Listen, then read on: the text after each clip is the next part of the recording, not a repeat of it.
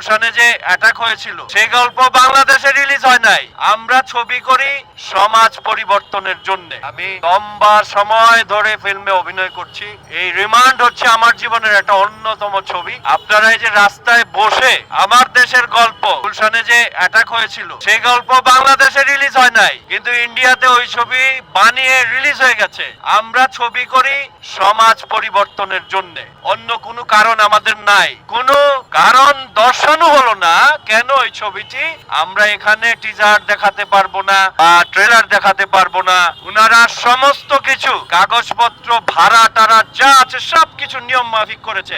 যে কাজটা আজকে করলো বেলা 1টার সময় আমার ডিরেক্টরকে বললো এই অনুষ্ঠান এখানে করা যাবে না, এটা অন্যায়। এটা আপনারা বলবেন, আপনারা সবার কাছে বলবেন, আর এই ছবির জন্য দোয়া করবেন। রিমান্ড বাংলাদেশের গল্প, বাংলাদেশে জুলাই আগস্টে যা ঘটেছে তার গল্প, কারণ নাম ওখানে উল্লেখ করা হয় নাই। আমরা কষ্ট করেছি দিন রাত। আমার ডেঙ্গু হয়েছিল, 104 ডিগ্রি জ্বর ছিল, সে জ্বর নিয়েও আমি শুটিং করেছি।